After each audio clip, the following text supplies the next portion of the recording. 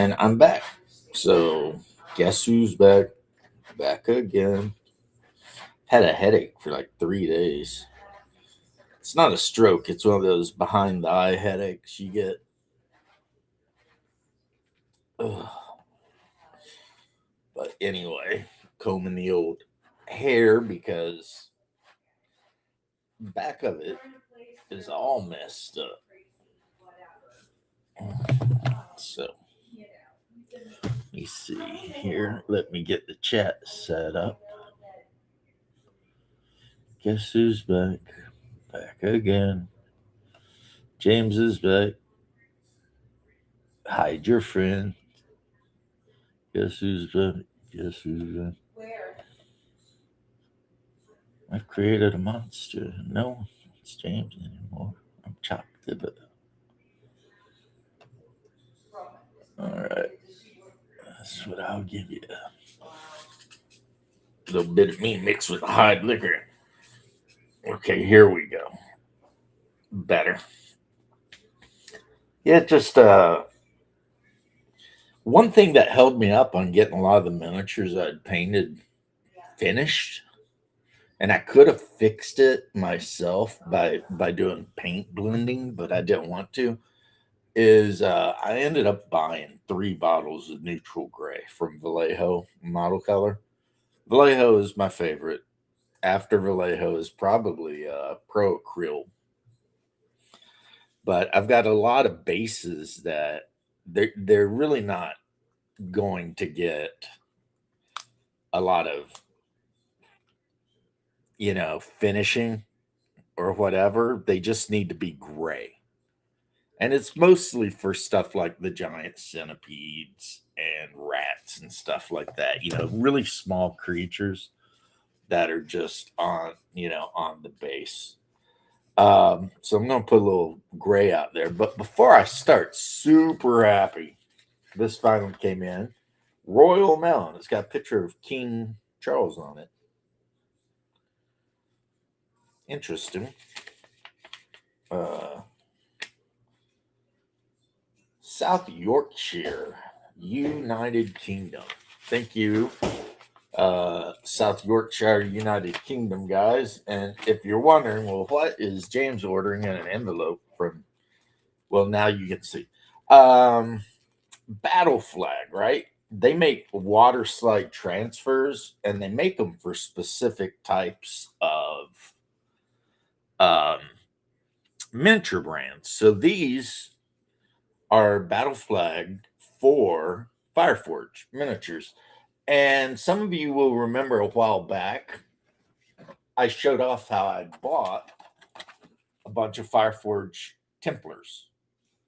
So the first thing that I have here, I ended up getting a few of these, is all of the transfers for your Templar Knights. So, like the big red here, that's for horses. And then the shields, obviously, are for shields. These are for horses. And then these are for surcoats. So there's enough on just one of these things. And like I said, I got multiple. There's enough on just one of these things to do up. It looks like something like 24 knights. And bear in mind, some of the knights aren't mounted. So, the horse barding is a whole thing. And then on the back, I got the Knights Templar raising the standard, and it's got pennants and the big Templar flag. So pretty cool. Pretty cool.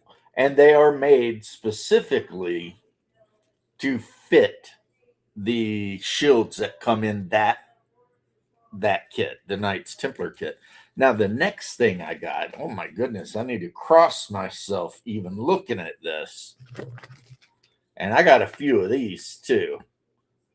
This is going to be like, oh my goodness.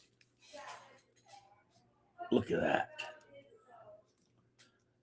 It's icons of Jesus to go on my Byzantine infantry And each one of these packs is 25. And I'm not, did I get two or did I get more than two? I don't remember.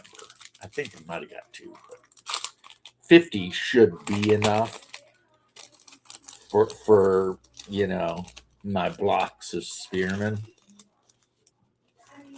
But if I need more, I'll get more. I mean, trust me. So, and of course, these are all specifically made to fit the teardrop kite shields that the Byzantine used later in the period, not during the Justinian period. They were probably still, I think during Justinian, they were still using, the Roman style or oval, stuff like that, which Romans used. A lot of people, we're so used to seeing the Romans in their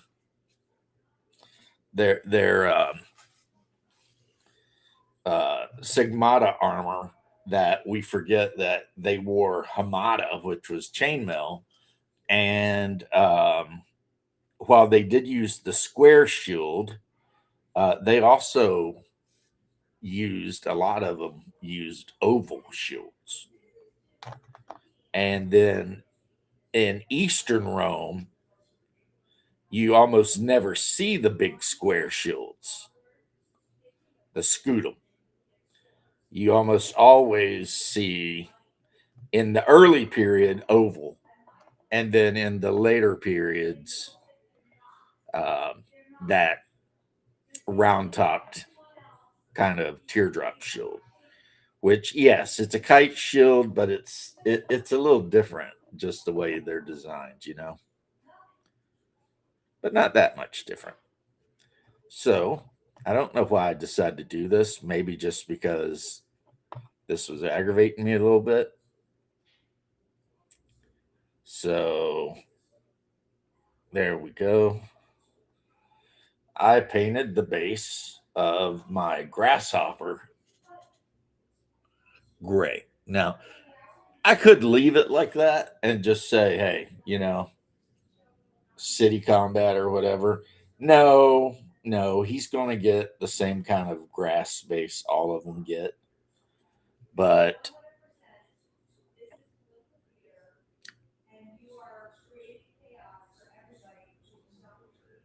oh,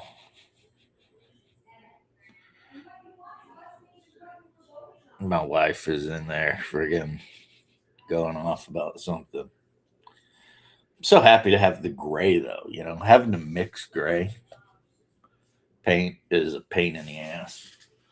And the other thing I got, the thing that I actually repented kind of for and asked forgiveness for a little bit, is my packs of mechs came in. I got two of each of these, right?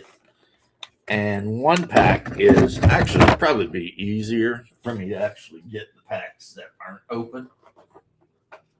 So I've got the Inner Sphere Heavy Recon Lance. Well, it's not Lyran, because if it was Lyran, it'd just be 4 Atlases. And the Heavy Recon Lance is got, let's see, a Charger, Ostrock. I really want an Ostrock, a Merlin, and an Assassin.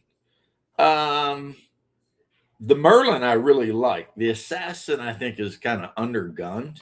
I mean, yeah, it's fast for the tonnage, but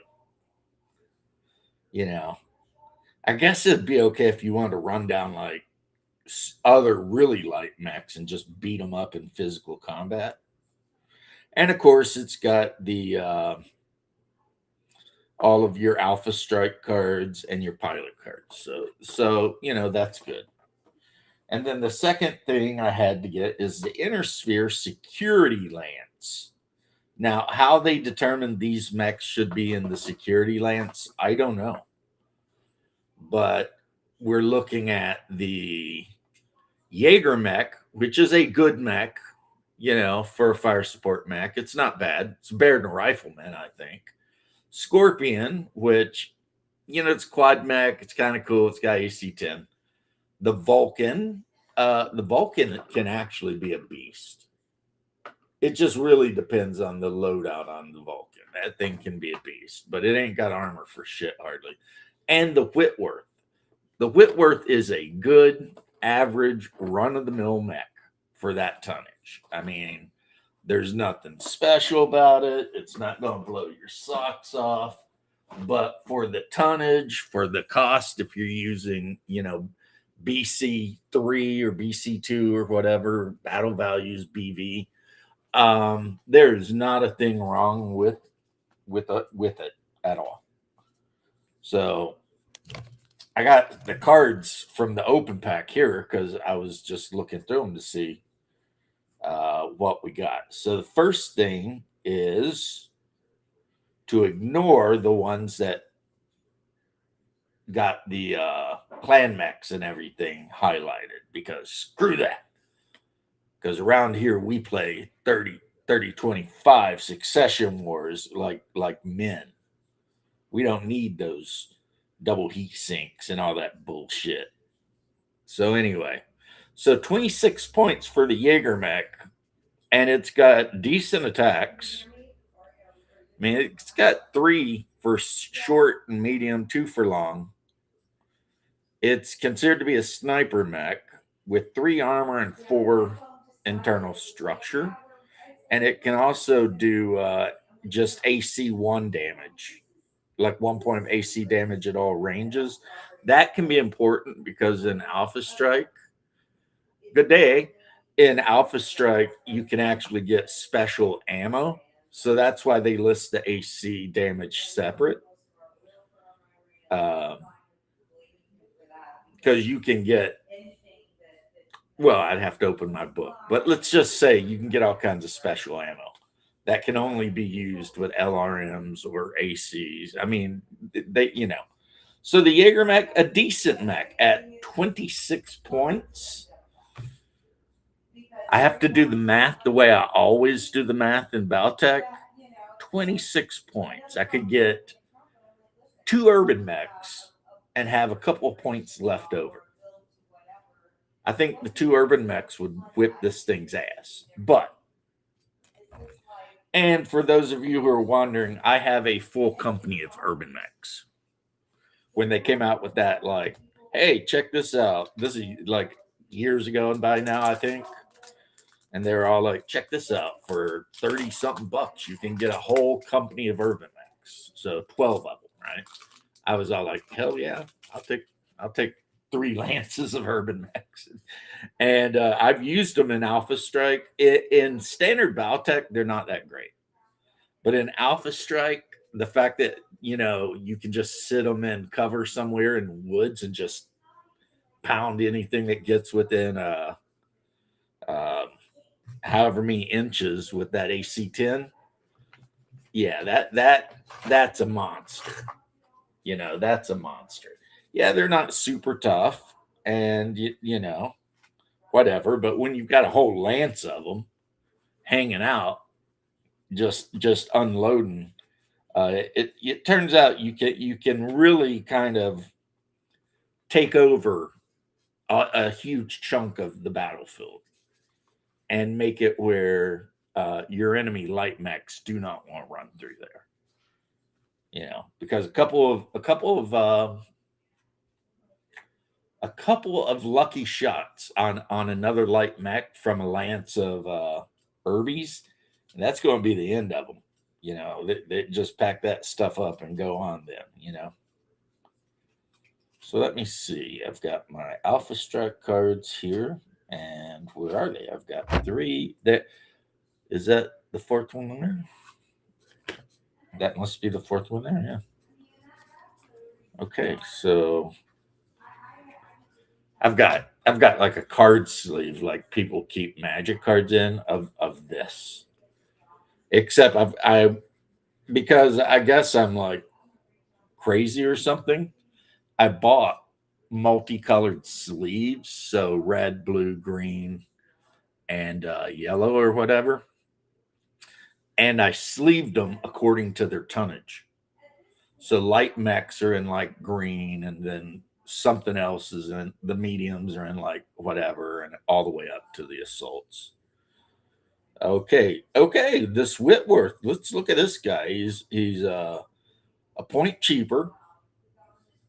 He's got SRM1. So again, if you want to take Inferno missiles, uh, or anything like that, he's pretty fast. Well, an Alpha Strike having an 8 move is not super fast. That's like a 5 in standard Battletech, but 8 inches and can jump. That's pretty good. And it does 3 damage at short and medium. We play with the optional rule for it's not 3 damage, it's 3 attacks. And that adds a lot more randomness to, so basically, if the Whitworth is trying to attack another mech that's in range, it's got the attack modifiers already on it, and you would just roll your dice 3 times, and every time that hits does a point of damage to the enemy's armor or internal structure if something like that happens. It's kind of a it kind of makes Alpha Strike feel a little bit more like classic Battletech while keeping it relatively Alpha Strike fast. Also, it keeps certain mechs from just one shot and everything. You know.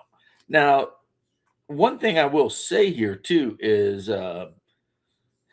these mechs all have like an overheat value. And when you overheat a mech, you do more damage with an attack, which means in this game you take an extra attack for each thing, right? And that represents that you're just alpha striking the shit out of something. So the Whitworth can alpha strike for 1 additional damage.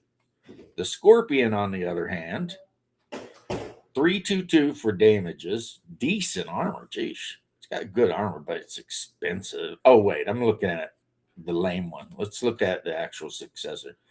Uh, 27 points. That's a little bit okay. Let's see, 221 for damage, no special abilities, average armor, decent structure, no overheat damage. So just a standard 20-point mech. All right, that's fine. Whatever. So now we're going to look at the Vulcan 2T, 20 points. So now we're getting there. We're getting there where it's a little bit cheaper. What's up, Timmy Pilkington? How you doing, homie? And 2-1, no special, 3 and 3 for armor, no overheat. So I don't know. This guy's not that good for 20 points. Oh well, it's got a movement of 12 and jumps. So that is pretty good. But for 6 points more, you can get the Jaeger Mech, and that thing freaking slams.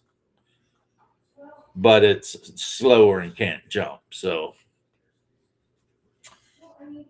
okay, Timmy, are you waiting? Is that what's going on here? Yeah. Well, wait, didn't pop up. Hey, Hey. So that's this lot. Let's look at the other lot and see what they do.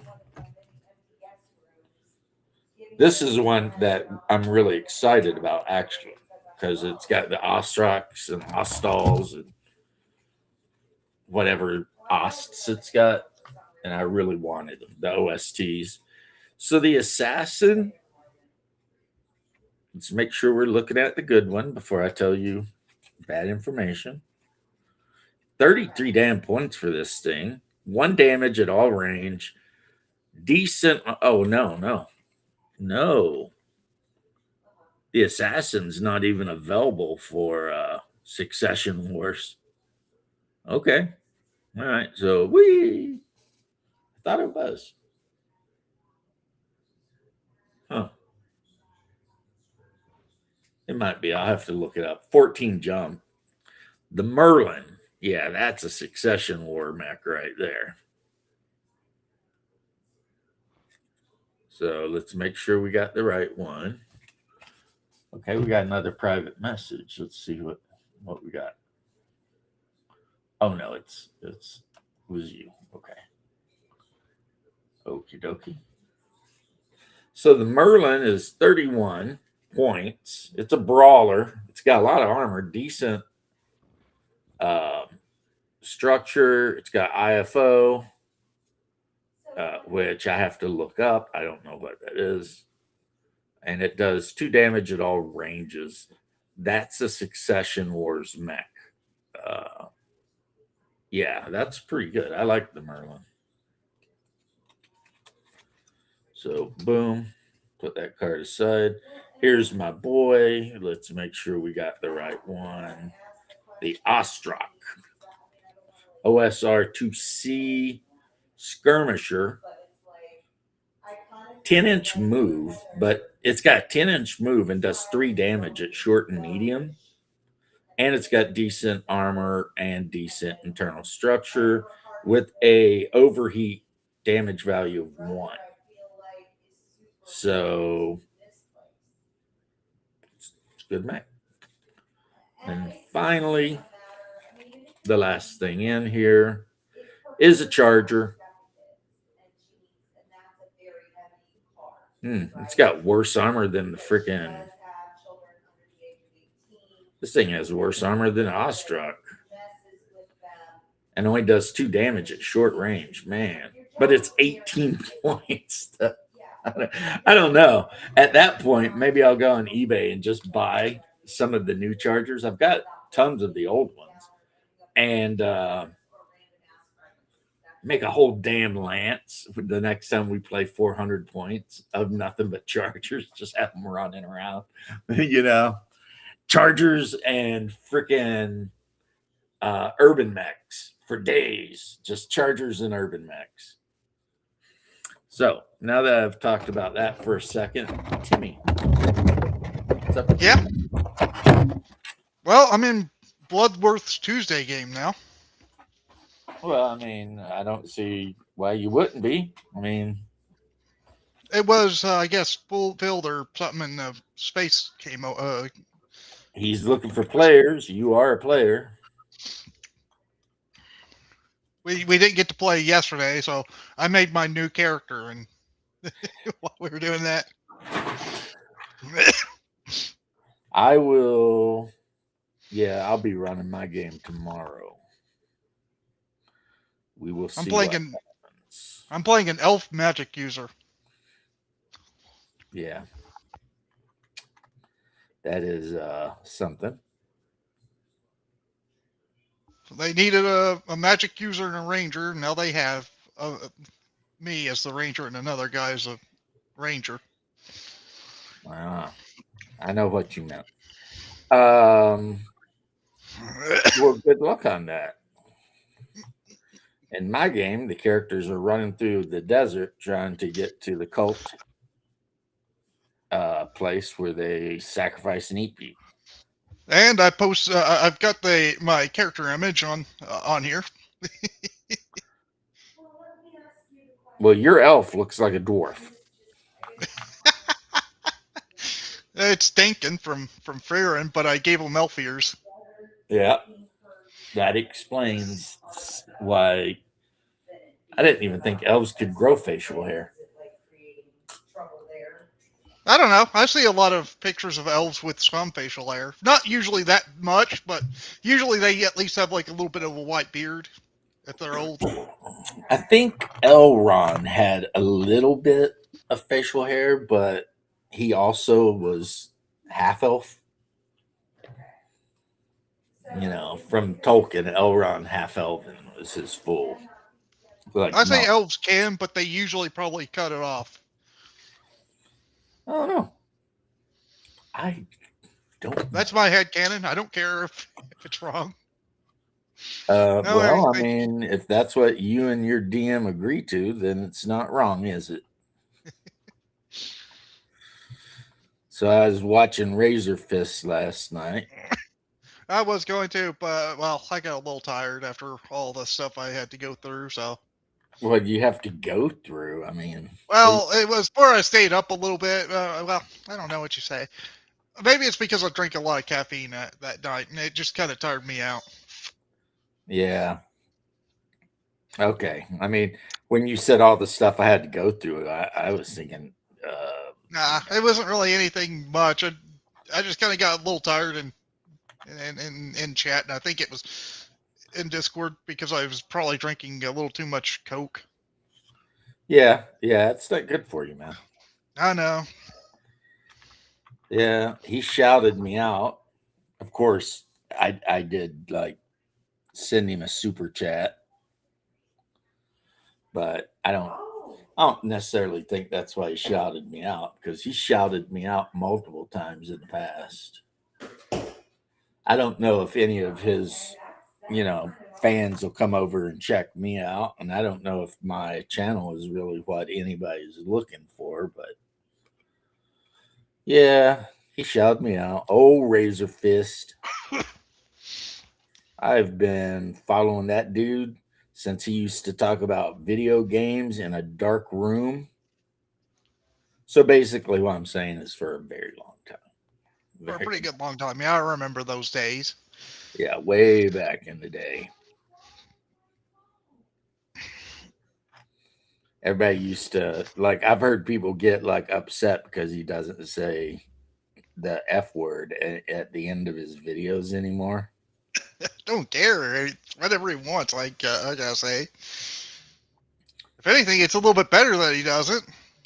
Well, I think that because last night he was talking about it, it had something to do with him getting saved or something.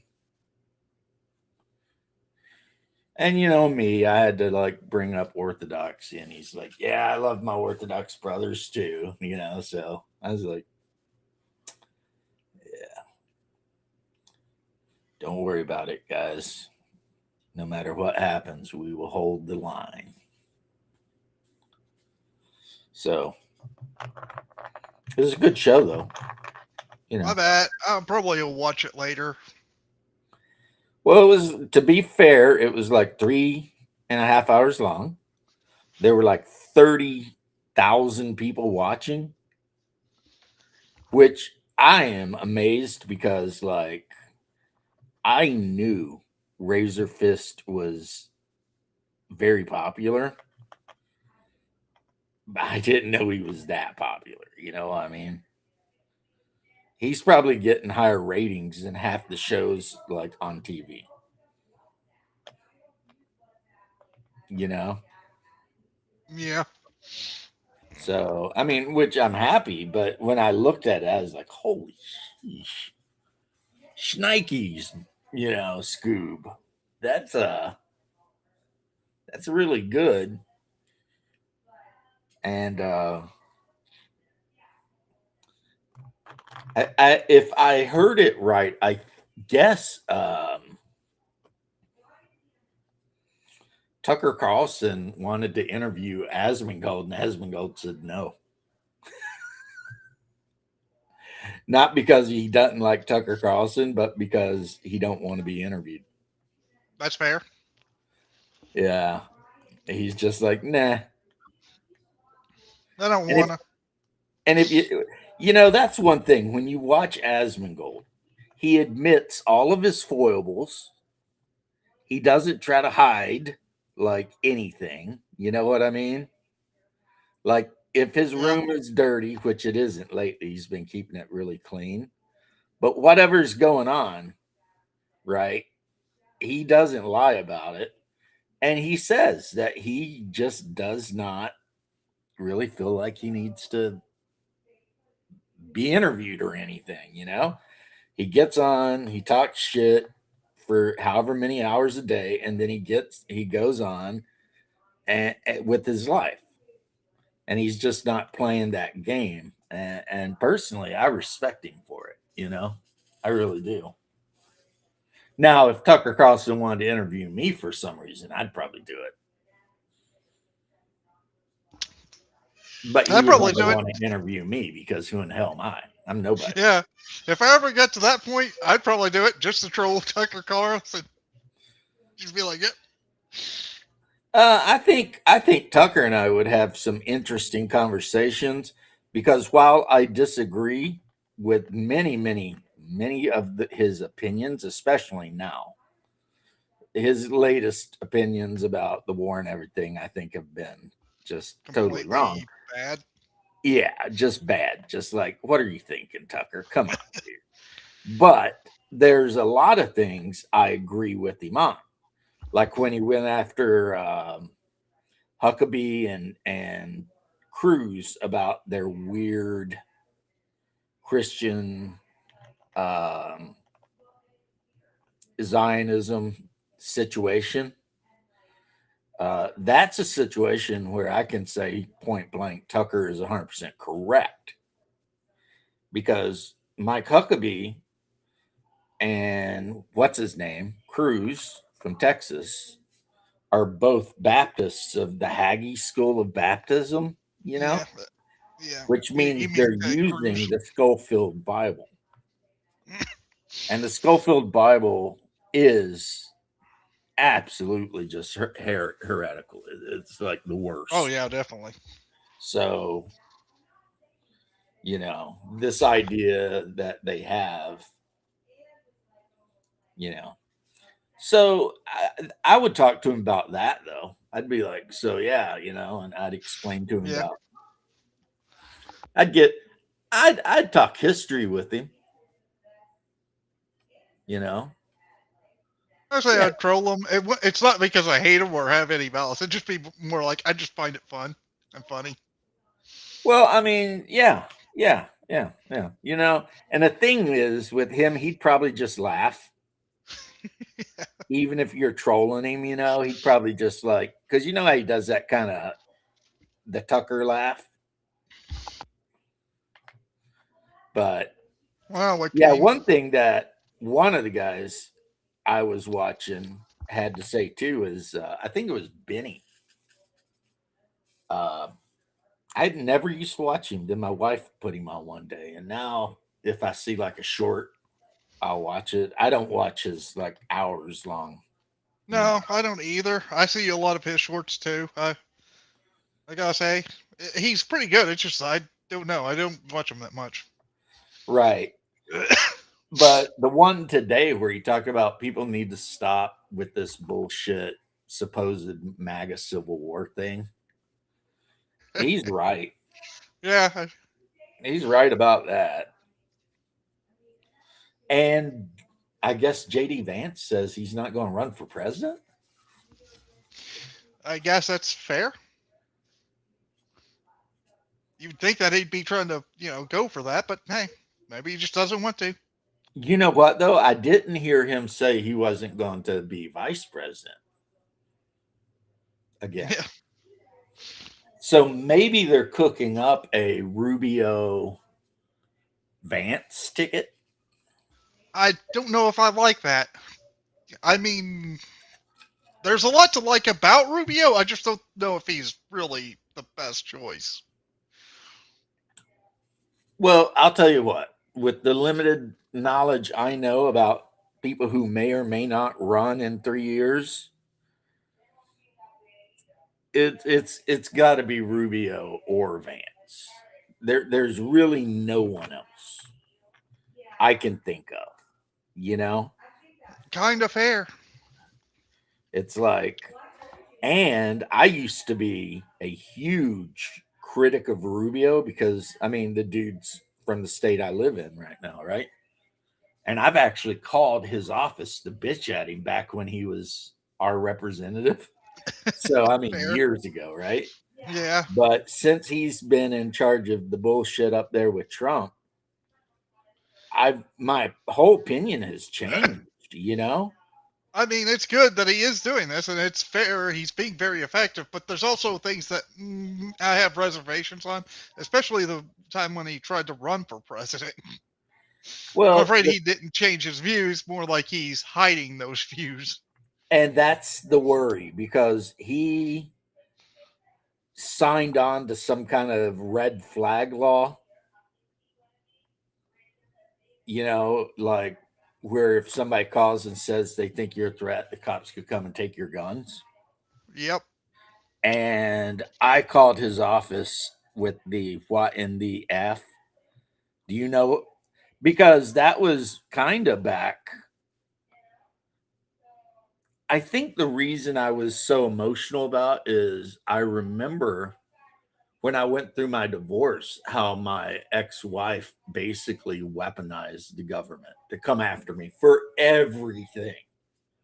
And of course, I never ended up really getting into trouble because I wasn't doing anything.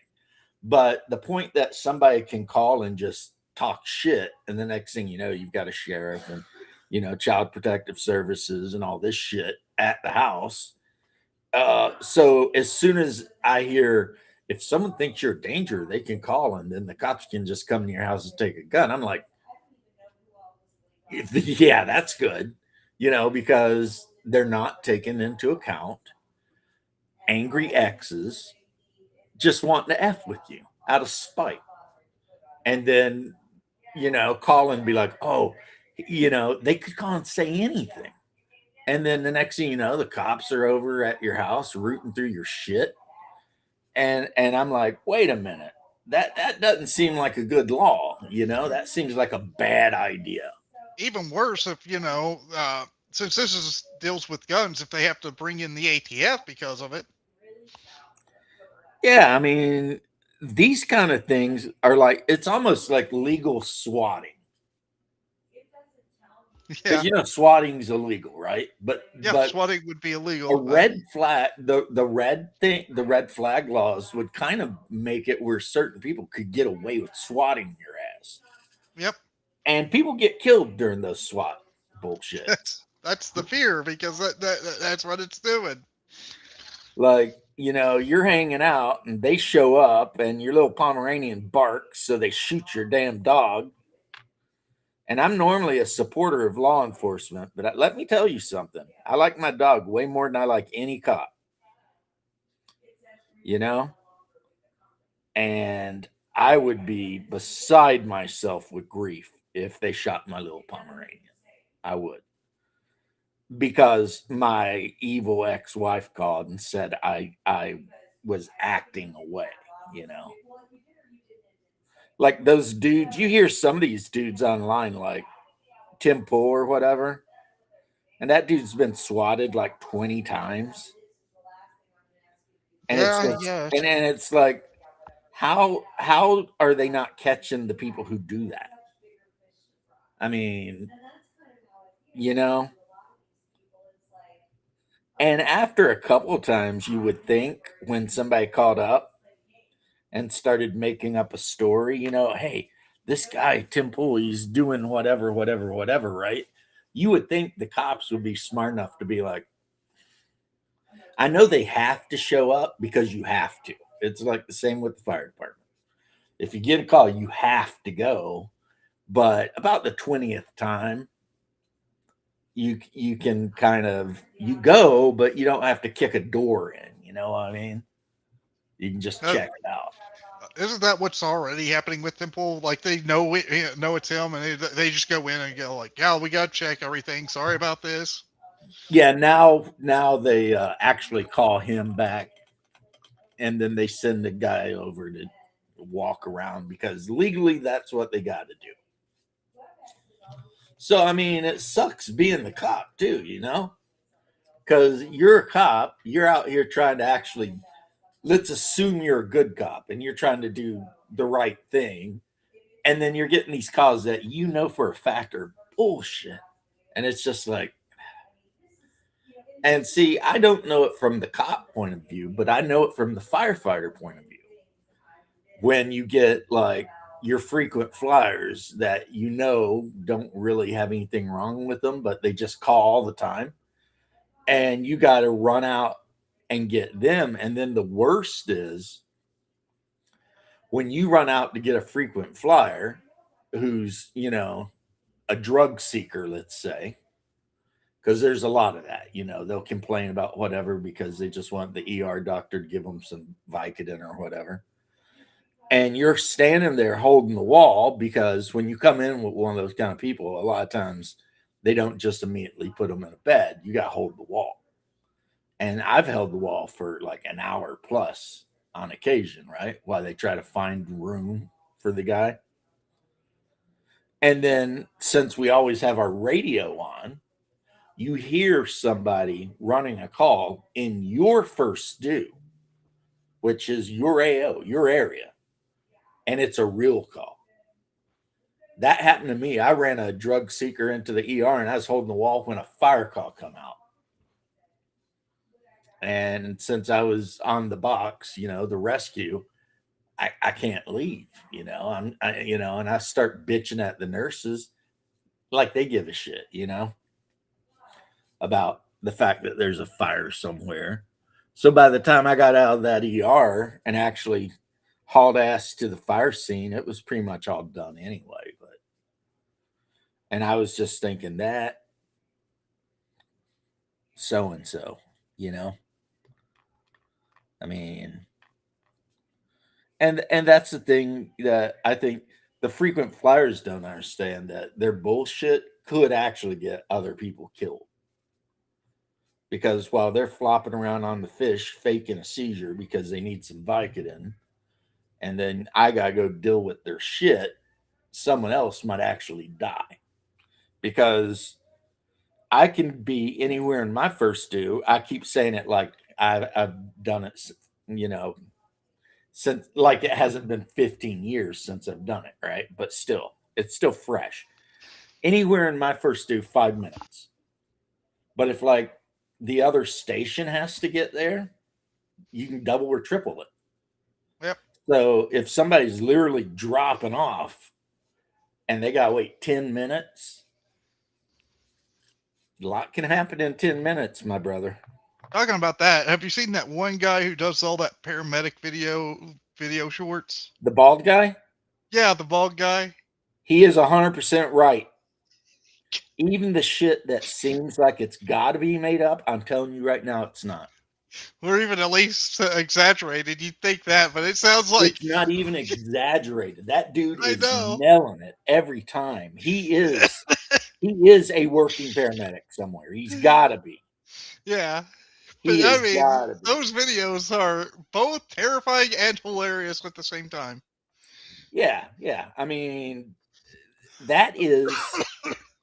I'm not saying everyone goes through it. I think he lives in a bigger city in South Florida or something. Yeah.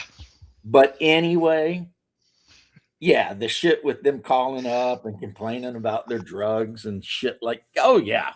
I mean, how long have you been having this crushing chest pain, sir? Oh, it's been about 4 days. What? Yeah. It's like, I'm fine. I just need to walk it off. Yeah, like you're trying to walk off a freaking, trying to walk off AFib. That's not how that works, but yeah, I know exactly the guy you're talking about. Not only have I watched him, he's been around a long time. They used to show his videos at the station. And we would all laugh about it because it was like, oh my God, Crazy stuff. It's probably like when the angry drill sergeant talks about being a cop. I bet you all the cops out there are like, yep, preach it, brother, because, Now, there used to be a funny show called Firefighter versus Police Officer, and it was puppets. Oh my God, we used to watch that all the time. You had like the puppet firefighter and the puppet cop. And the puppet firefighter was like younger and muscular and had like a sleeve and was all like, what's up, bro? And the cop had like the big cop mustache. His wife had left him. The firefighter's getting late all the time, but they're best friends, like off work and shit. It's like really, there's one where like this hot chick walks up and she's like, to the firefighter, she's like, can I get your phone number? And the firefighter's like, check your back pocket. And she reaches in her back pocket and pulls out his phone number. And the cop's like, do you want my number? And they're like, no. And it's just like, it's that. So, of course, we loved it because, Because you And- look like the and- cool guys, and the Oh, there cop is goes the lame. Yep. there goes the fire. Yeah, it's both Yep. of them too. I can tell by the siren and the horn. Yep. Then again, though, they tricked me because my department recently bought a heavy rescue, which is a truck that looks like an engine, but it's set up like a rescue. So it's kind of in between the fire engine and the rescue vehicle. And they bring that out if you have, usually you need that if you need a lot of cribbing and stuff because somebody rolled a tractor trailer or something, you gotta bring out a bunch of shit. And you know how we flip them upright? How? Air mattress like things. Oh. Yeah, they're literally these giant, super heavy, rubber thick things, and you slide them under and hook them up to the air compressor, and they'll go up. And when they go up a certain way, you put 4x4s in, and you put another one in, and you do that, and then you tie the thing off so that when it tips up, it don't just tip over the other way. And you can take a tractor trailer and put that bitch right back on its wheels. Takes a little while, but That's cool. it's not a big deal at all. It's just these giant freaking air bags, basically. Yeah. Yeah, but yeah. Otherwise, you probably need something like a crane. Yeah, I mean, and a crane would destroy that trailer. Yep. If you were to put a crane on that trailer, I mean, all that weight on that thin aluminum, that thing's going to buckle, man. Forget about it. So you lift it a little bit, then you put the 4x4 in, like a bunch of 4x4s to kind of hold it, and then you lift it, and more cribbing, which is 4x4s, and then eventually you get it where you need to go, man. So yeah, James, also, me and Shadow will be both players in the same game. Bloodworks? Yeah. Which game is he running for you? It's his Tuesday's Dragon Slayer campaign. Oh, that's cool. Dragon Slayer is a fun game. Yeah, I'm in 2 of those. One on Monday, and one on Tuesday. Okay.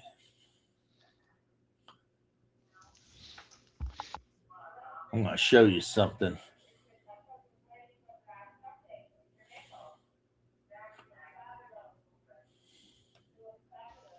Bloodworth was also nice enough to put me at level 3 at the beginning. Well, that's good. So you're not immediately just going to get killed. As a mage, yeah. Yeah. So you see this, right? Yep. I got to turn it down to keep echoes from killing it, but I get shot at. I'm not going to lie to you. I get laid. I think I've seen this before. Stay in school. Are you fucking kidding me? All I could hear were the screams. All I could hear was the screaming. Without even thinking, I went back in. I jumped in and took the punch. I never even got a thank you. Little girl gave me a hug. Part of the job. It's all good. It's part of the job sometimes, you know? Afterwards, me and the boys went out for a drink. When I got home, my wife had left me. I pulled a train with 3 waitresses. Don't do drugs.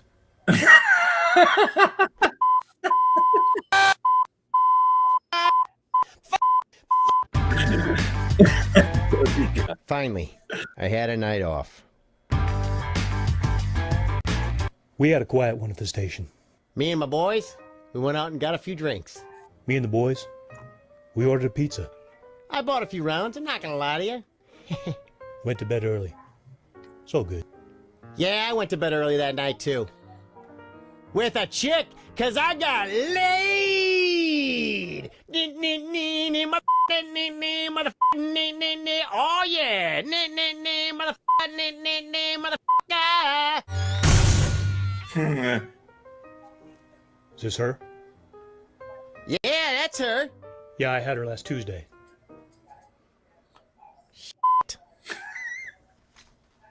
Don't drink and drive. Don't drink and drive.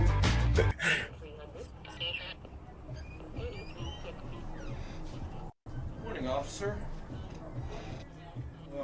What's up? So, you guys having a party? Just had a few people over last night. But,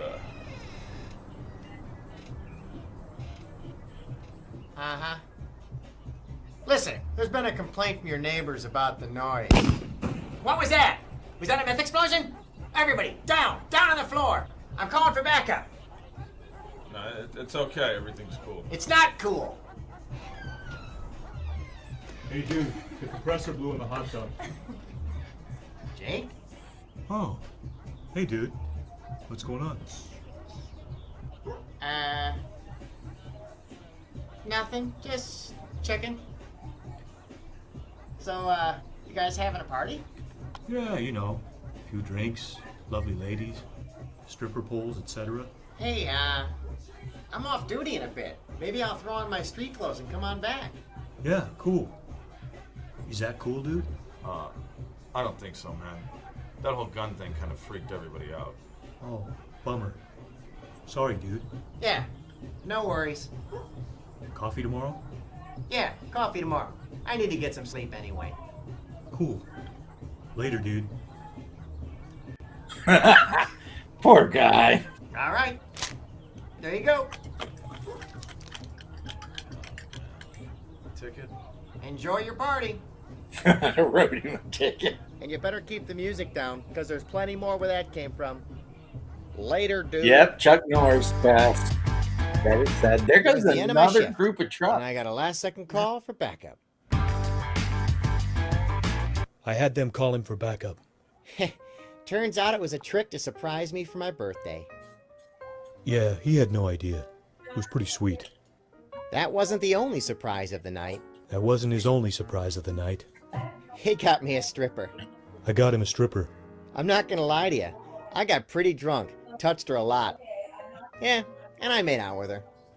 Got pretty hammered, passed out, and forgot to tell him that she was actually a man.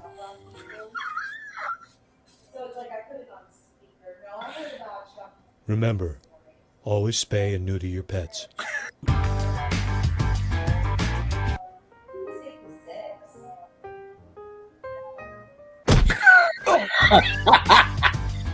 Yeah. The So, booze. so now you know what it's like. Because those puppets pretty much nail the whole thing. That's just kind of how it is. So, Hungar, why are you being a loner today, huh? It's too early for you to be cooking dinner, so I'm just wondering what's going on. I mean, Leth is in here, but he's barely talking. He's just I'm listening to your show that you wanted to show. But you weren't commenting. Come on, man. Have some comments. Laugh. Something. I was just I muted my mic so it wouldn't bother people. Oh, well, that is very kind of you, but F them. You know? Laughing is good. Anybody who gets aggravated at somebody laughing is probably a bad person. Like, I don't think I want that kind of person around. It wasn't just the laughing; it would be the coughing too. Because Oh, you little still bit of- dealing with your allergies and shit? no, it was more that drink, the soda I was drinking, kind of went down the wrong way, and Calm down, Tim. What are you doing? yeah, I don't know. Okay. I mean, I have no answer for that. Nope, I There's think the literally reason that nothing I can say. Hungar's in the He is. now. For some reason, it's not flashing across the screen. They Yeah. must have changed something again, because it didn't do that, and then it did do that, and now it's not doing it. I think Hey, it's hunk user dog. error. You did what? I said I think it's user error. No, I mean I have nothing to do with it. Saying Hungar would like to join your thread on the. I mean that's not me. But It's all your fault. Everything's your fault. so how you been?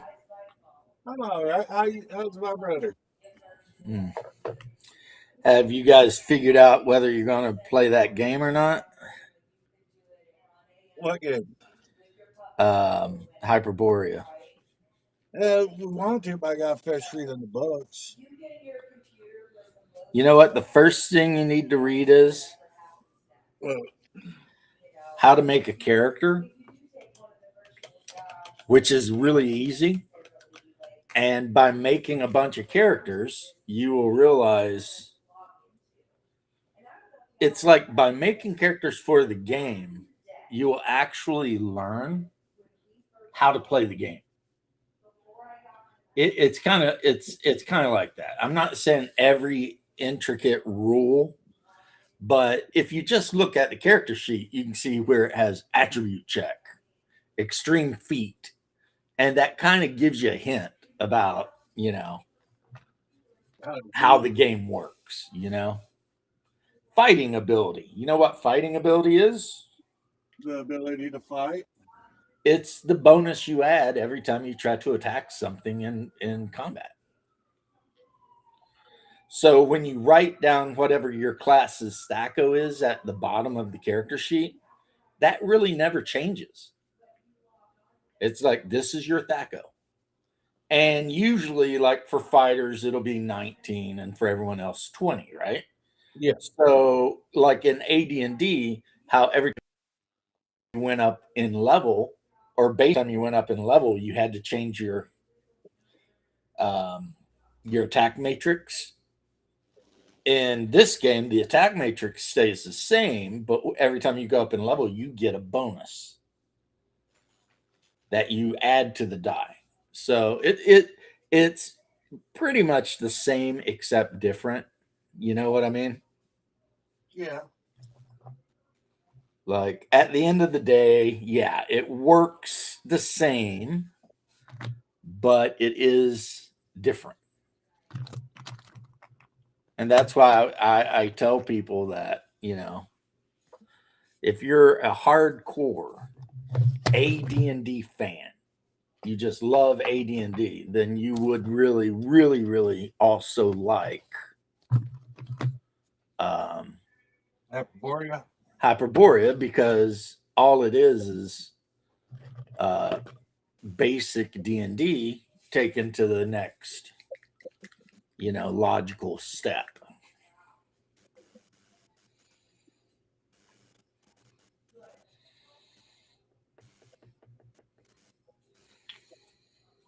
But you guys just, I know I talk a lot, guys, but you guys. Hungar gets really quiet. Come on, Jump in Hungar. here. Don't you want to talk? Well, I'm talking, listening, and all of a sudden we're like getting dinner ready. Okay. This early? It's 4:11. By the time it's done, it'll be 5. Oh. Huh.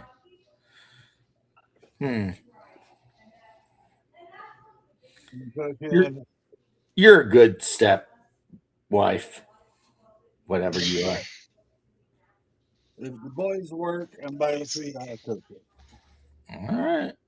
And the fact that I like food that tastes good. So, I know if I cook it, it'll be good. I prefer my food to taste bad. I know. That's why when you cook it, it tastes like poop. Oh, you know what I bought the other day? You'll be like, I bought 2 crates, so 24 packs of the high protein ramen. Nice. Yeah, it's that healthy ramen that supposedly it doesn't have as much carbs, and it has like a lot more protein and The noodles aren't fried, they're air dried and all this other kind of shit. That's good stuff there. Yeah. Yeah, there's a name for it. It's like time Sue noodles or something. I've only just had like Little Caesars pizza. Yeah, that's definitely good for you. Hey, don't get me wrong, I love some little sleazers. I know they're terrible around here. No, they're Little good here. Caesars is the best cheap pizza anywhere. Yes. Not here. You don't want it here. Half the time it's raw. Then why are you eating it, fuckhead? I was hungry and I didn't have much to eat. You always My like, God. I had this. It sucks. I had Yeah, this. I just ate It this. This sucks. You don't want it. It's like, what? Like, why Calm can't you your eat ass. this? Here's what you do, Tim. Wake up in the morning, right? Get you a big bag of dried pinto beans and wash them off really good. And if you're feeling really motivated, do it in the evening and then let them soak overnight. And then put them in that pot and fill it with a lot of water, right? And turn that shit on low and walk away. And when you get hungry later, come back and have some bean soup. And if you're feeling really froggy, you can throw some fat back or some bacon, whatever in there. Ham bone, whatever. Knock We yourself never have out. bacon anymore. Get crazy with it. Okay. I miss bacon. Why do you miss bacon? What happened in your part of Kentucky that bacon vanished? We just don't buy it anymore. Oh my God. I would die if my wife didn't buy bacon. It's a sad thing where it got a little too expensive, so we just can't buy it as much. Yeah, it's pretty expensive down here too. And you know what we did? We just budgeted to make sure I could get bacon. Because Fair. there's some things that I can't be happy if I don't have. Guess what one of them is? Bacon. Bacon. Right? I need my club sandwich. I need my eggs cooked in bacon grease. I need some bacon with the eggs, maybe. I mean, whatever it is, let's not F around here. You know, I've worked my entire damn life and I need some damn bacon. Fair or not? I think that's fair. Fair. You know. And luckily my wife, she always gets me the really good bacon too. The like the extra thick apple wood smoked whatever bacon.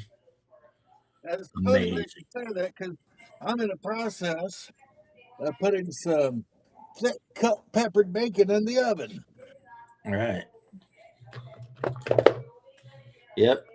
Two things I have to have for happiness: bacon and butter. Yep. I could mostly live without butter, probably, but the bacon really hurts. Oh man, butter makes everything better. The I mean, only I thing don't use hate butter, seed but oil- the only thing I use seed oil in is my deep fat fryer. But if I'm frying anything on the stove or bacon or anything, I use either bacon fat or butter. Yeah, my wife has been watching those, like how people used to cook back in like the 50s shows on YouTube. it's much healthier. And she's like gotten it into her head to start saving all the bacon grease in a jar, you know, like straining it through like a coffee filter and saving it and stuff like that. Which, you know, I told her, I was like, yeah, that's kind of what my grandma did. I mean, honestly, like everything we ate was cooked in either bacon fat or lard, man. I use And lard too. we were so much healthier. You know what I mean? Like Lard- I lard was is- thin, and you know, like growing up, no one of my cousins or whatever, like none of them were fat. I think being really poor had a lot to do with that too. Yeah, but we didn't go hungry, man. It's not That's like we never starved. I mean, no, we always had beans and taters. we always had beans and potatoes, always. So I think a lot of it was just one, we were a lot more active, and two, nothing we ate was processed. That's true. Just flour. Yep, cornbread. I'm Yeah. making country fried steaks with mashed potatoes, brown, country Oh, gravy, look at green this, beans. Hungar. Yeah, nice. You know what it is? Stencils Well, for the Crusades. transfers for the Crusades. Knights Templar. Yes. Now, you want to see the really cool ones that blow that away? Nice. You know who gets these? I get them because Christ is King. Yeah, but these are for the Byzantine infantry. And we can play a battle between your Knights Templars and my Byzantine forces. Because, you know, the Templars did sack Constantinople. Well, was it Istanbul already? No, it was Constantinople. It You know will what? always be. I'll bring my army, led by Robert Dave Pilkington. Well, I mean, that's, yeah, Bishop's War or Baron's War. Robert Yeah. A. Pilkington, Baron of Suffolk or whatever. He was from Lancashire. Look at you. See, I was making shit up. You know. And I know where my like family's schooling- Timmy's schooling people and stuff. He's like, if you're going to get it right, fool. The farthest back from America I've traced my family is Alsace, Germany in 1500 and something. About like what? When And I was think Barons it's War? France now. Huh. When was the Barons War? It's England, but they have like expansion books that allow you to fight in that same time period. The 11. Yeah, I know, but okay, it was 1100s. Yeah, the result of the Barons' War was the Magna Carta. Yeah. So King John was effing everything up, and everyone was mad. And so, you know, you had barons going at it nonstop. And eventually, one side forced the king to sign the Magna Carta and give everybody rights because, you know, they were sick. I mean, yeah. They were kind of sick of That's pretty everything. much it. They were sick and Yeah. tired of the king doing all the bad stuff, like in the Robin Hood cartoon. And Yeah, Robert Dave Pilkington, he was of that time, I think, but he didn't fight in the Barons War. right, so that's basically what the Barons' War is. It's that time period when King Richard, I believe, was on crusade, and King John, his little brother, was being a douchebag. And you know, there are a lot of wars going on all over the damn place. And yeah, yep, that's pretty much it. So when you make your entourage, you get to decide, you know, whether you're a loyalist to John or whether you're pissed off about taxes or whatever. And then you play the game. You know, pretty easy peasy stuff, right? But then if you get the Outrimmer book, it adds the rules for all the shit that was going on during that same period in the Middle East, you know, and Outrimmer, which is the Levant, so Lebanon and Syria and all that. Now, I'll have to reread the book to see if they even have the Byzantines in it. But I know they got like the Arabic forces. So, what's crazy is I've got a miniature. Well, it's not crazy. I don't know why I say that. But I've got a miniature from Fireforge Miniatures of Emperor Basil the Bulgar Slayer, which might be somewhere around that era. I'd have to look it up. So that's who the leader of my entourage would be. Emperor. It's like you show up with your Pilkington, or Haas shows up with some no-name Templar guy, and I roll out with The leader of my army is Baldwin. I do have the miniature of King Baldwin of Jerusalem. That is true. Painted up. I've showed it off. If I was going to go for a Crusades army, I think I would want mine led by Richard the Lionheart. And that would be super easy. And that would be an army that you could use in like Baron's War as well as the Outrimmer. Because, I mean, really, you're just going to have Richard with his, lions on red, right? And then you're just going to have his men who generally have some, red with lions on it somewhere too, So, yeah, that could work for both eras, Yeah, I'm just a King Baldwin fanboy. Well, I mean,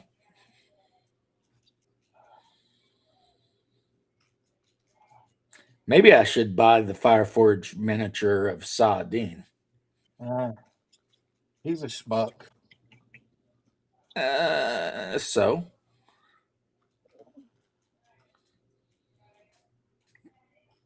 I mean, still be kind of cool. He'd be easy to paint since he just wore, black. So be pretty easy to paint him and his elite guard up. They're all just wearing black. And the company that I got those transfers from, they sell transfers for like the Arabs too. And I have to admit, some of them look really cool. You know what I mean?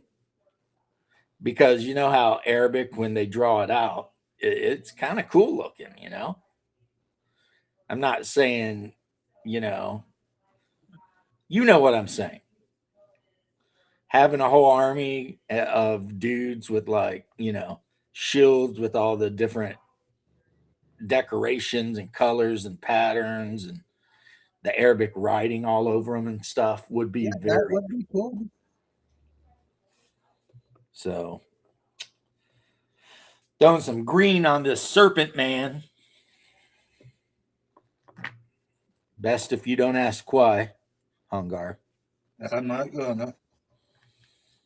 Say, Hungar, don't ask why. I'm painting all the serpent men, 'cause they might make you die. Anyway, Hungar's going to get captured by the serpent men, and then one of them's going to start dancing around a chair with a straight razor. It'll be like, wait a minute. Hold up. Wait a minute. I recognize this. Something ain't right. Something ain't right. Yeah. I've already got a bunch of them painted up. I just need to finish them.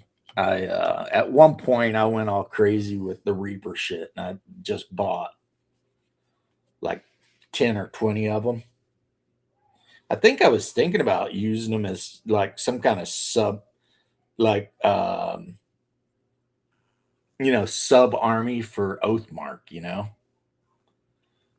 just to have an army. I'd probably use like orc or elf rules. I don't know what rules I'd use, but have the whole army just be serpent people.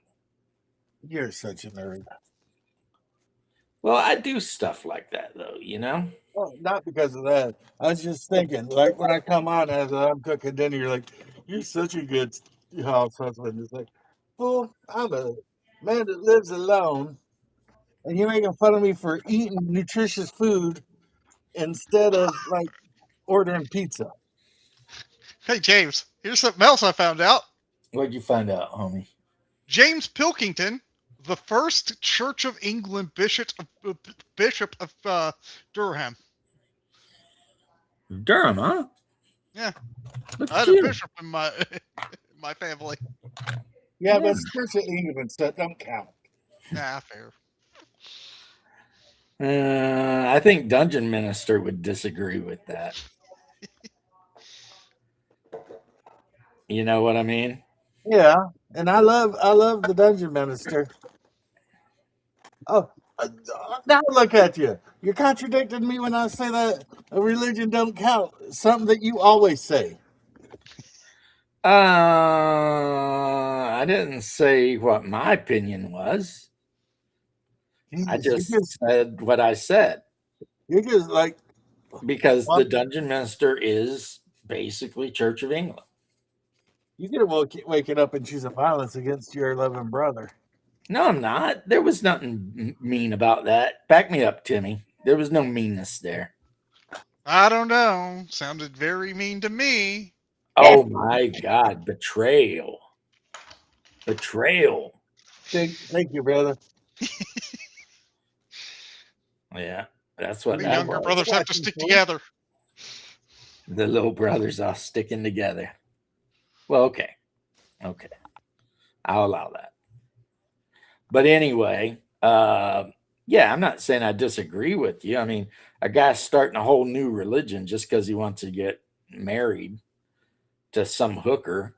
It wasn't that he wanted to get married. He wanted to get divorced. Well, why do you think he wanted to get divorced, though, Tim? To get remarried because he didn't get a son from Right. his first wife. So what I said is actually also true, right? Yeah, it's all factual and stuff. Yeah. So anyway, he should have just stayed with Catherine, but whatever. Okay, got the green on this guy too. Boop, boop, boop. And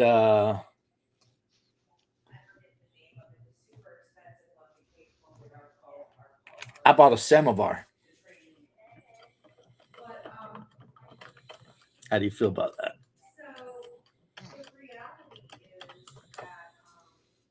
Damn, you both got quiet. Yeah, that's cool. I've been trying to get this thing to load up, but it doesn't want to load up. It is cool. Do you know what it is? Nope.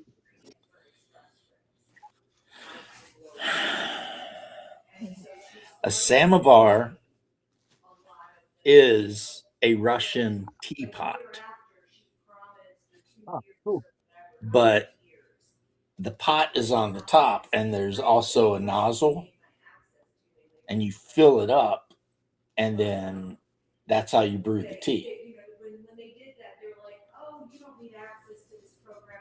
So it's pretty much an automatic tea maker because I got the electric one. I mean, you can still find the ones that are ran by, fire. But I didn't think my wife would be happy with me like starting a fire in the kitchen. Because the old samovars actually have a door that you open up and there's like a little oven in there. And you actually put wood in it and burn it. Now, some people swear the traditional one's the better one because the tea gets a smoky kind of taste to it. But yeah, I ain't got time to argue with my wife about why I'm in the kitchen starting fires and shit. You know what I mean? That's very true. Yeah, it's like not really a great idea. So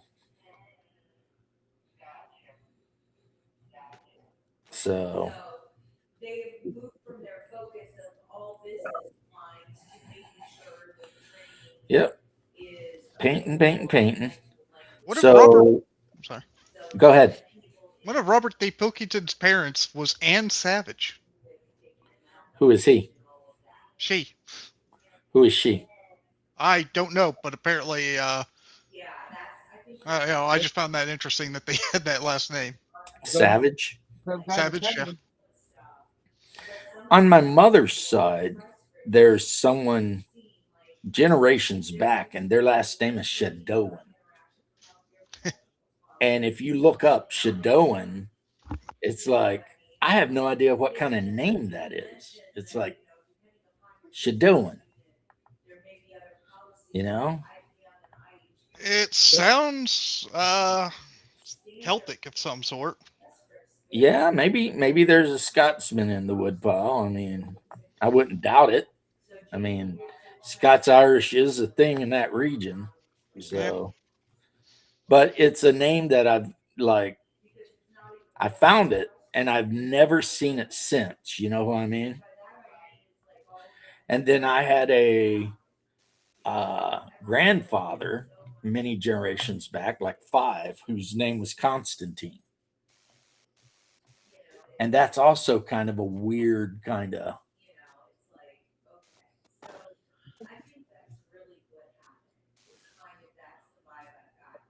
Oh, Chibs is wanting to talk.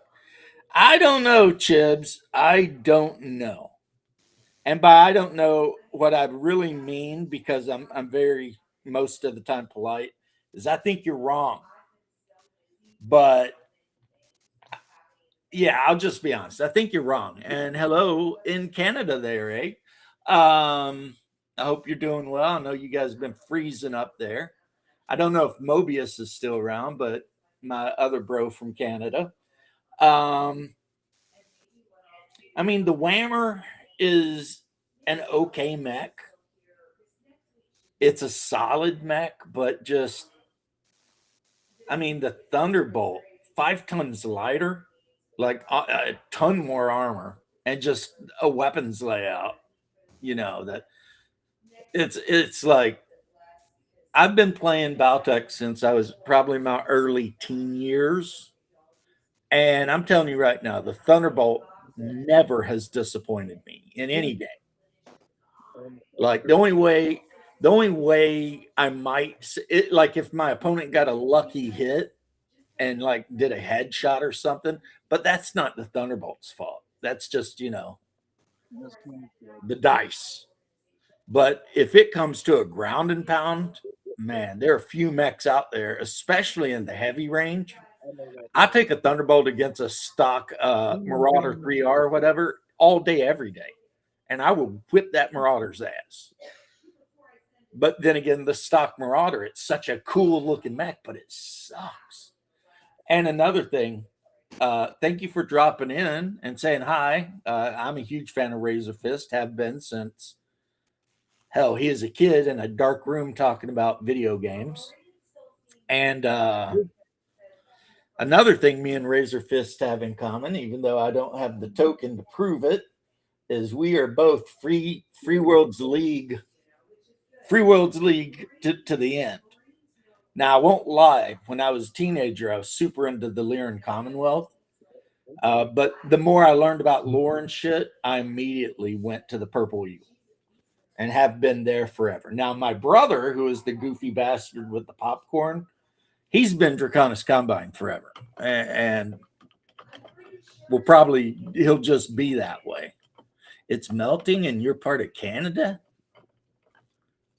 Well, okay, I don't know what you consider to be melting, because down here it's like 60 degrees in Orlando, which to me is like a freaking perfect day. 60 degrees, not a cloud in the sky, bright and sunny. This is the only reason to live in Florida, is for like the 6 days a year where it doesn't suck. Oh, so you're a Curita guy too? Yeah, man. That's my brother's thing, and I bought from that. I forget the name of the store, but it's on Sarna. You can reach them. I bought all of the little transfers, so all of his first or seventh, I forget, sort of light miniatures have the Draconis symbol somewhere on them, and that really will crank up your mech. A lot of people don't understand, right? Mech painting can be super easy, especially if you're using speed paints and stuff. it can be super easy. But if you want your mech to go from average looking to like people being like, holy shit, your mechs look awesome, put transfers on them. Especially the Draconis combine transfers. Well, I mean, if you're playing Draconis, you can do that. But if you're like me and you used to collect a shit ton of like Warhammer stuff and you still got those transfers laying around, just putting some numbers on them, maybe like a hazard triangle somewhere, really will make a mech stand out. Yeah. Now, before I would become like an idiot and deleted a lot of my content, especially the Baltech stuff, and I don't know what I was thinking. I was just jaded and wanted to start over. I had so many videos where I would paint a mech from primered white to done in like 30 minutes or less. I mean, if you're doing a simple paint job, I'll tell you what, if you're doing Draconis and you're or Curta, and you're doing like one of the Sword of Light regiments, which is just basically red, you know, primer it white, hit it with some Blood Angels red contrast, and then when it's dry, just do some weapons, do the cockpit, and then throw some transfers on that bad boy, and it looks good. But I was just earlier talking because I recently picked up a couple of new boxes of BattleTech figures because they released the Ostal. Hey, James, I think Hungar's trying to say something. What'd you say, Hungar? Nothing. Oh, I heard something from you, so I thought you were trying to say something. Nah. Oh. Yeah, they released the Ostal, so all the other mechs in there, they're just like, okay, that's cool. The Whitworth and whatever, that's cool. But the Ostrock, that's the one I really wanted, and they finally released it. So, well, the Whitworth is a pretty cool mech.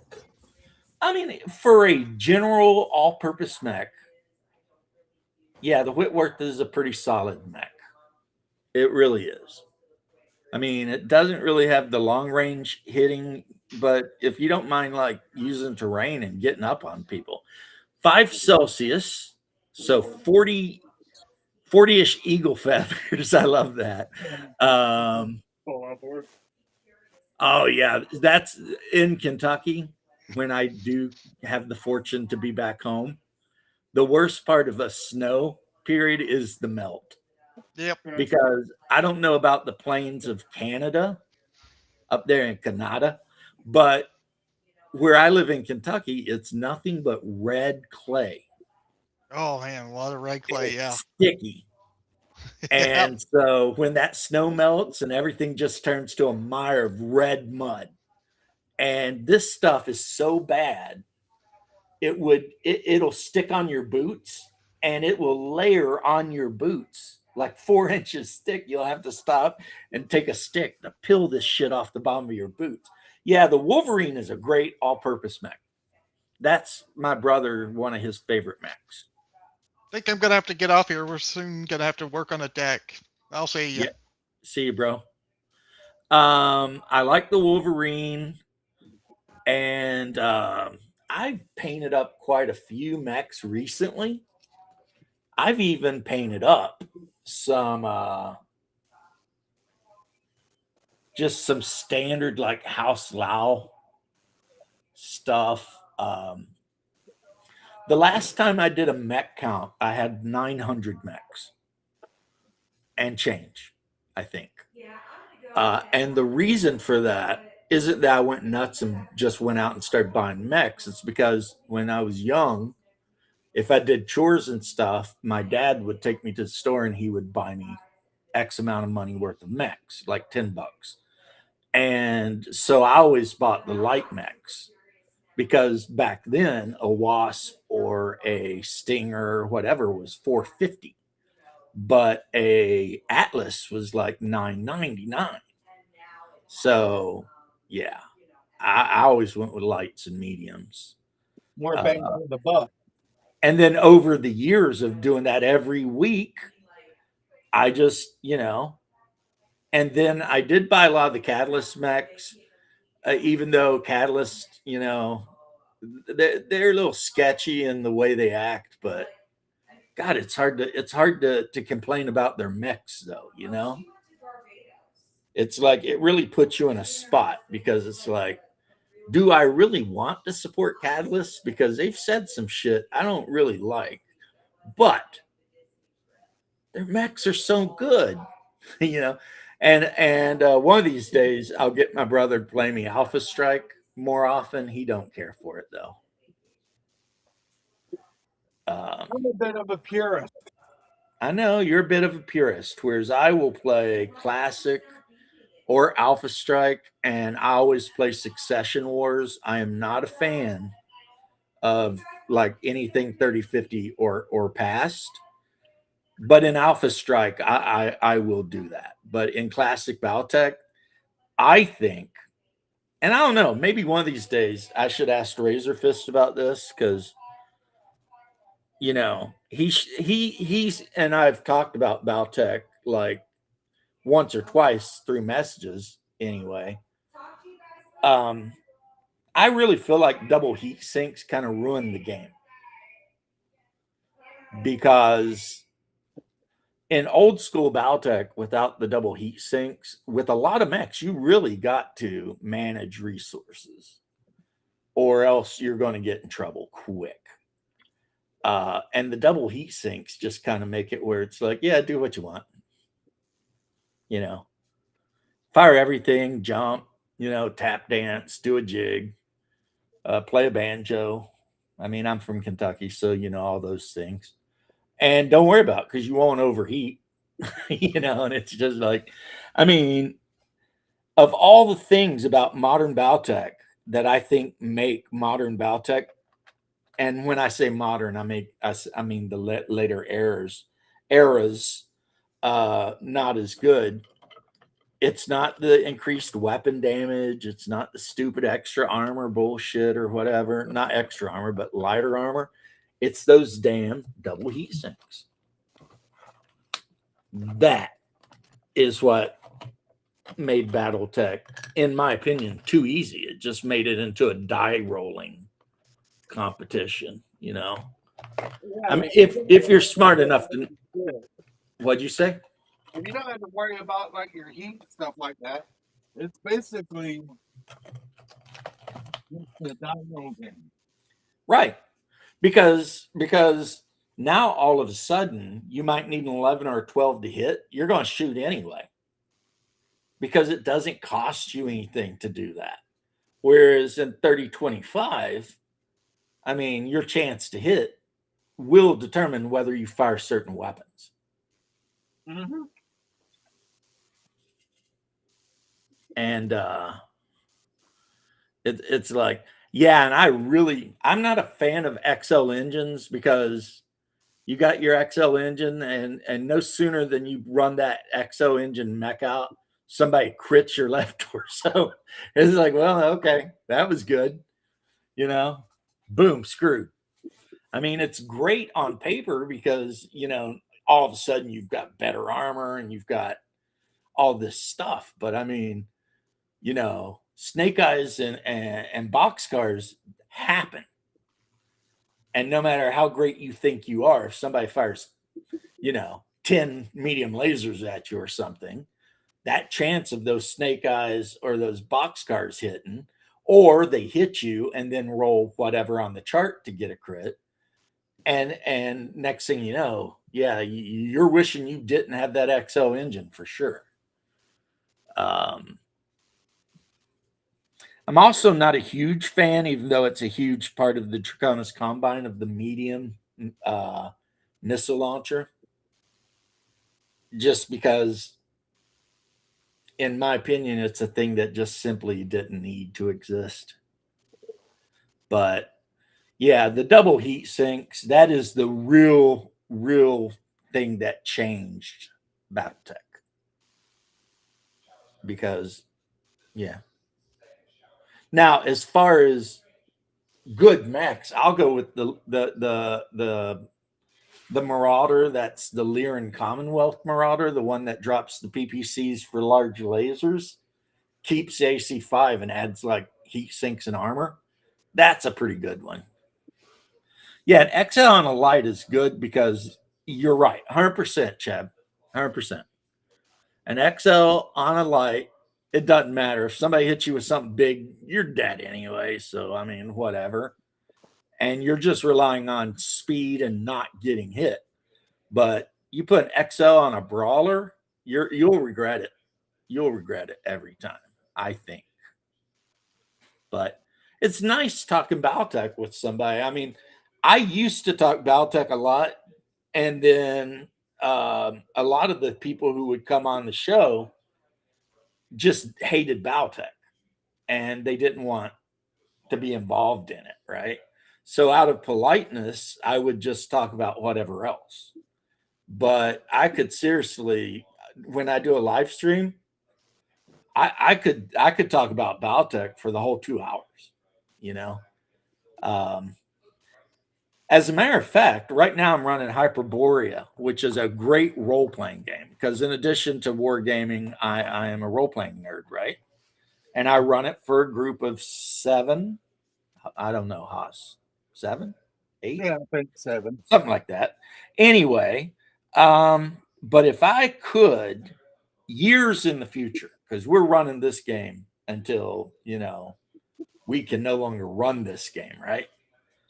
I would consider running a hybrid of Destiny and Mech Warrior 2. I would basically use Destiny for character creation and stuff like that. I'd use Mech Warrior 2 rules for like the money, C-bills, buying stuff, and everything like that. And then I would use classic Battletech for the combat. Or if the players wanted something a little bit more fast, maybe I'd use Alpha Strike for the combat.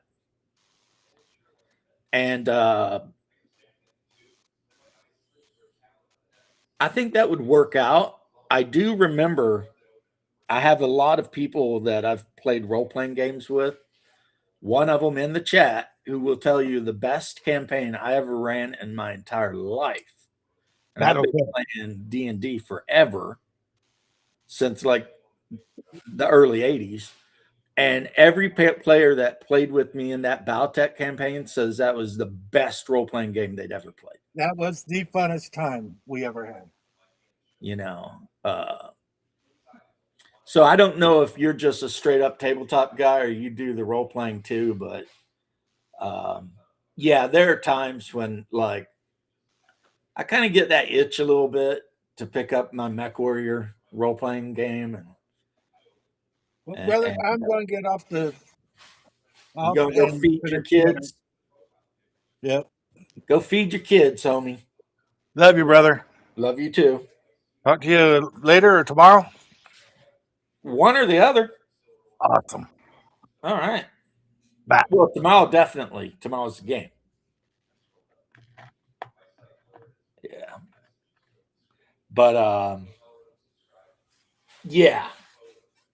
I need to redo I did a book review of Destiny.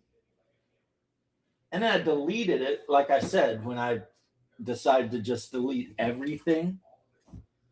And again, I think I might have been like, I don't know, drunk or having some kind of existential crisis or something. I don't know what I was thinking. Because I deleted some videos that I was actually very proud of. And now I miss them because, you know, some of them had a person in it that has passed since then. You know, I'll never get all that back, right? But, yeah, man, I had all kinds of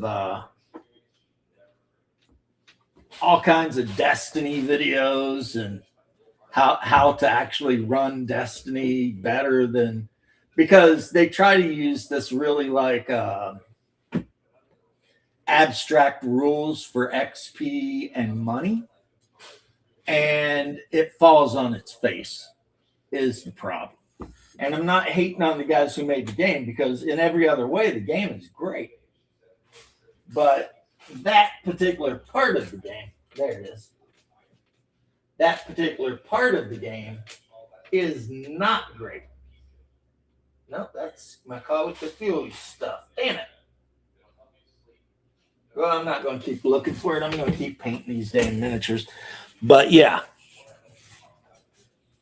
AD&D 3.5 Call of Cthulhu. Yeah, I love AD&D. I love Call of Cthulhu. I even ran 3.5 for God, probably 5-10 years before I started getting more into OSR and Call of Cthulhu and things like that. I mean, when I started out, I was straight up just a D&D kind of guy back in like 83. But eventually I kind of felt that itch and got into Call of Cthulhu because I'd always loved H.P. Lovecraft stuff. I ran the Conan game. I ran Traveler because I was an Asimov freak and still am, so I've been through a lot of games. But Mech Warrior, the original, like second or third edition Mech Warrior, amazing, good games. And then A Time of War by Catalyst, absolute shit. I tore that game apart and it deserved it. I mean, there was a guy online that was trying to teach you how to make characters, and the video was like an hour and a half long, and he had like a whiteboard behind him and markers and 2 folders, and I still was like, but Destiny, it's like the old game. You pick priorities, you got skills and attributes and packages. You just pick your stuff. You get your Mech Warrior, you roll on a random table to determine what mech you start with. Or if the DM's nice, he might be all like, just pick one. Exactly. It was like, now this other Battletech guy I know, he's a huge fan of Battletech. He says that they did like a second printing or whatever of Time of War and they fixed it. But I'm gun shy about buying another copy of it because I'm just like, they got me. You know what I mean? They got me. Because so bad that. So yeah. And if you just want to play Destiny using the Destiny rules, I mean, you can. The fast played mech rules in the Destiny rulebook, it's just like they took Alpha Strike and added a little bit more classic Battletech to it. So like, the weapons are all doing like 1, 2, or 3 damage, and your mech's only got like 8 damage, but they keep track, I think, of hit locations and things like that. So, I'd have to look at the book again to really give you a solid information, but again, and I emailed the people who made the game, and I was like, if you ever make a second edition of Destiny, do not go with this abstract, you earn XPs and the XPs count as XPs, but they also count as money thing. Don't do that.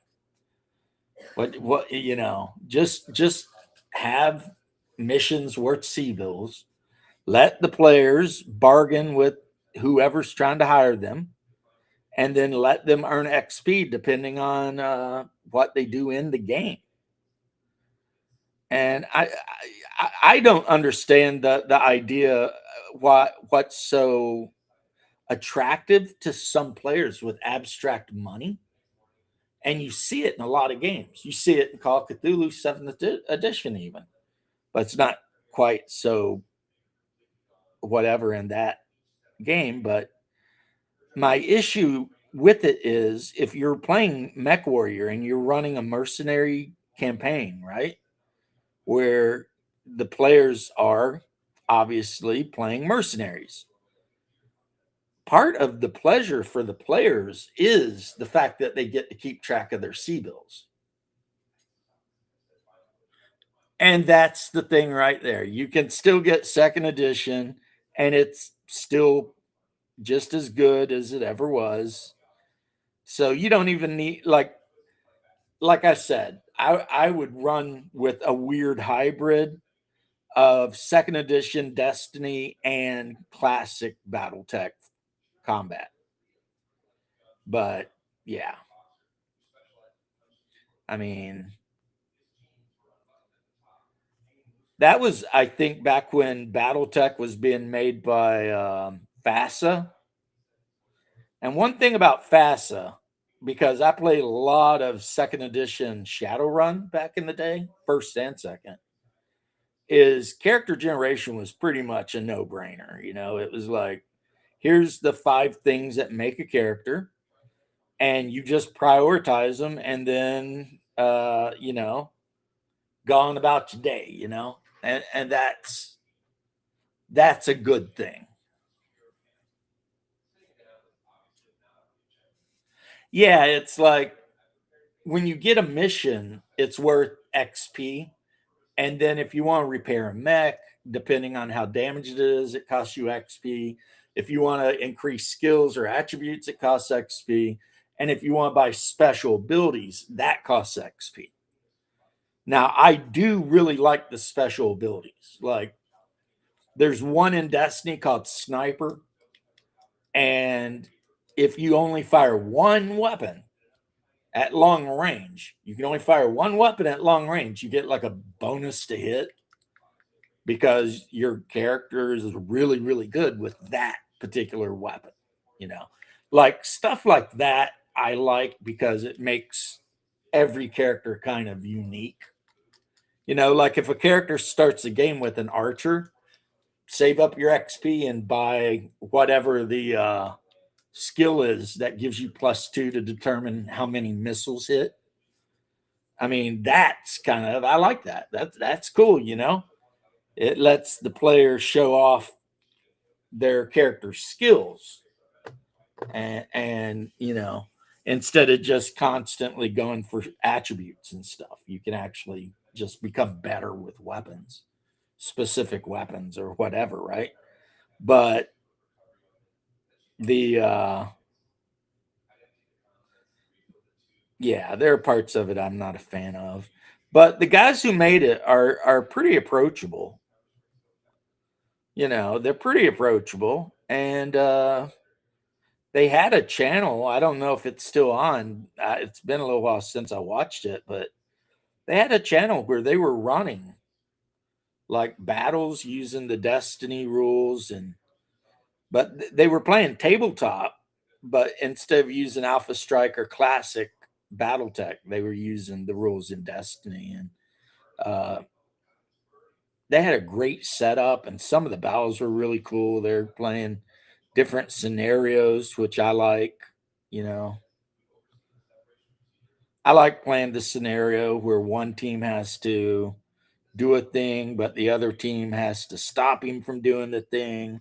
I mean, meeting engagements are cool if you're playing like a long running campaign and you're just in a system where there's a war going on. Then of course meeting engagements are a thing that can happen, but stuff where, like, you know, one group's trying to steal supplies or something like that, just to me it makes the game more interesting.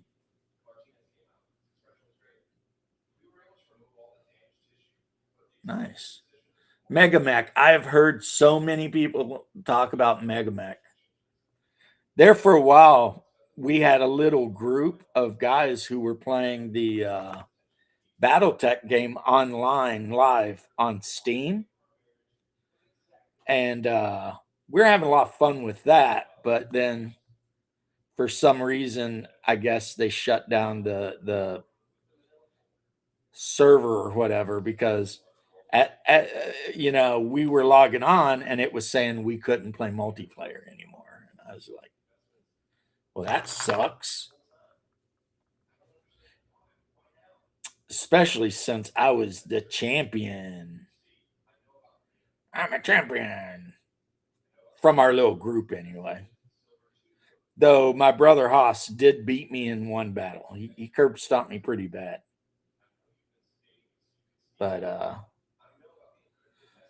that was because he was playing Javelin 4 or no, Javelin F4 or whatever, the House Curita Javelin that drops all the missile launchers and just sticks more medium lasers on.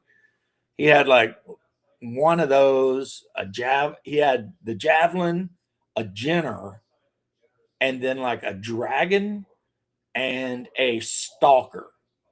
And let me tell you what, that Stalker was just end gaming my ass right off the bat. You know, it was like, I mean, he overheated it a few times and had to stand there and take a beating, but just the amount of damage that a Stalker can put out.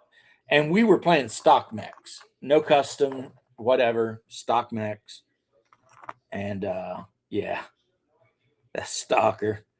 But it was also kind of like weird because he took the assault mech and then a lot of lighter mechs. And I took more heavies and mediums. And in the end, nothing I had could mess with that assault mech. That assault mech was just like stomping through everything. So, yep. And we were playing for money. So, not playing for money, but that's how we were determining the army, the forces. You know, you had to have a lance of 4 mechs. It had to be 4 mechs exactly, and you couldn't go over a certain price limit, a C-bill cost. And yeah, that's how we were doing it. And so the fact that that Javelin variant was so dirt cheap and the Jenner wasn't super expensive either. I think he took the Jenner F also. And then the other mech he took wasn't that expensive. It allowed him to take that Stalker. And like I said, that thing was just like running beast mode on my ass. So, painting the tails of some rats with a dark flesh color.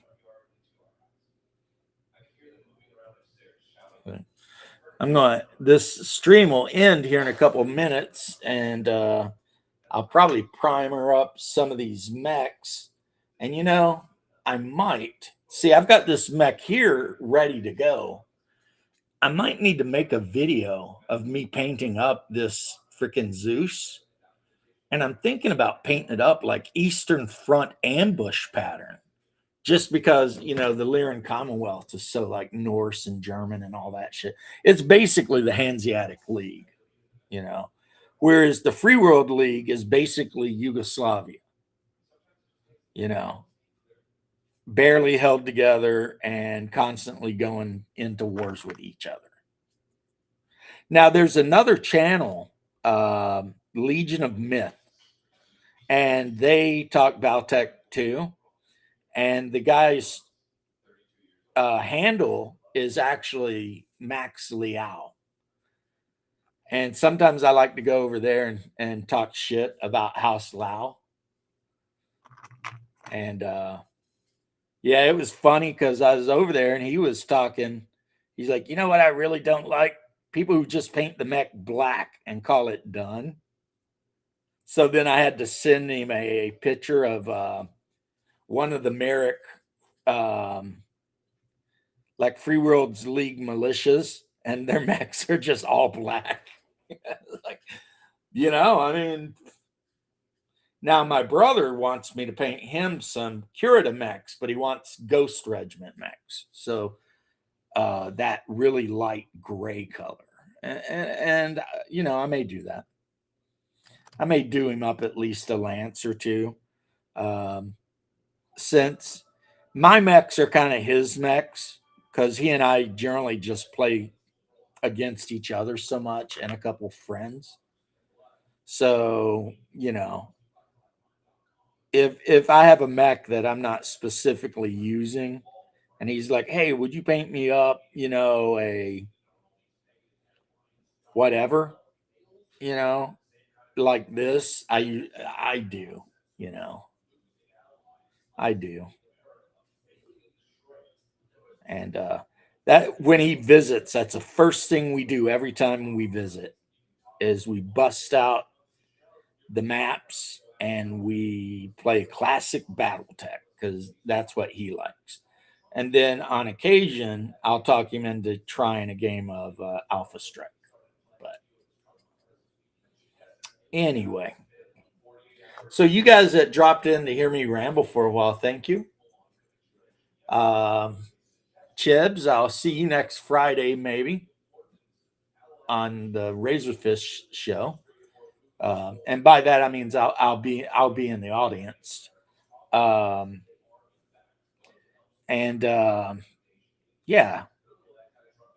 I feel like inspired to do a little bit more or a lot more BattleTech related content, which is mostly just my opinions about why certain mechs are like, like I should probably do a video of me ranking every mech from the 3025 by S tier down. Now you already know that the Thunderbolt's going to be an S tier mech because there's just nothing more efficient than that. But there's some good ones in there, There's some good ones in there. And then there's some dog water mechs. But I will tell you a secret before I go about the dog water mechs. The ones that suck the most in BattleTech Classic, in Alpha Strike, they can be some of the most vicious freaking mechs on the table. And the reason is Alpha Strike is combined arms. A lot of people, like my brother, he wants to play 4-on-4 Lance. You don't want to play anything big that's going to take a whole day, right? But Alpha Strike, because of how fast it plays, you can have aerospace shit whipping in, vehicles, infantry all over the place. It can be that way, right? And so a mech that has like machine guns and flamers that you might think kind of sucks in classic BattleTech, the next thing you know, that thing's running up on a building full of infantry and just deleting their ass. And the same with like armored vehicles. You got a mech with like some machine guns and flamers, and it runs up on armored vehicle and just cooks it. And so that's kind of a problem. Is there are some mechs that were just designed specifically to hunt infantry down and kill it. And if you're always only ever playing, Lance on Lance, classic BattleTech, those mechs are never getting taken because they just are not good. But if you play combined arms, like, I know I'm repeating myself. If you play combined arms, all of a sudden, those mechs are like deadly as hell, especially again, if I love combined arms and I love infantry.